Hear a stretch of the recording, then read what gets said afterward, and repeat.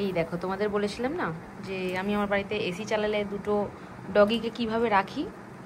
আমার এই যে প্যাকা ছোটকা, ঠিক আছে, এটা হচ্ছে ছোটোটা, এইটা হচ্ছে মহা বদমাস, ঠিক আছে। এর জন্যই আসলে আমাকে বাঁধতে হচ্ছে।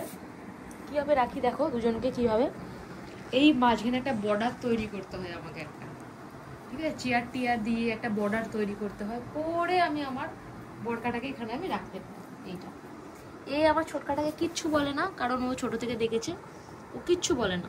তো এ তো বিশাল রাগী, কিন্তু এ ছোট থেকে ওকে দেখেছে বলে কিচ্ছু বলে না। আর এইটা হচ্ছে এই যে বর্ডার আমার, এই যে ইন্ডিয়া পাকিস্তানের বর্ডার, দেখে নাও। এ যদি একে দেখতে পায় এক্ষুনি একে কামড়াতে আসবে, তো আমাকে এখানে বর্ডার দিয়ে রীতিমতো এখানে বেঁধে, যাতে শান্তিতে থাকতে পারে, ঠান্ডাতে শান্তিতে থাকতে পারে। দেখো কিভাবে রাখতে হয়েছে, একে এখানে বাঁধতে হয়েছে আর একে এখানে বাঁধতে হয়েছে।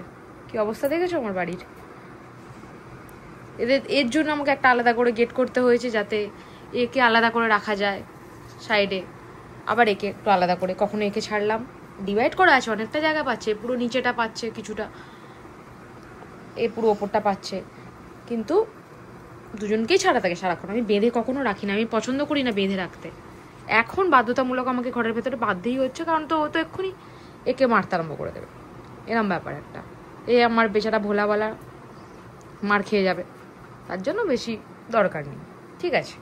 বাঁধা থাক, শান্তিতে থাক, কোনো হ্যাপা নেই, ঠিক আছে। এটা দেখানো ছিল আমার তোমাদেরকে। টাটা, চলো, বাই।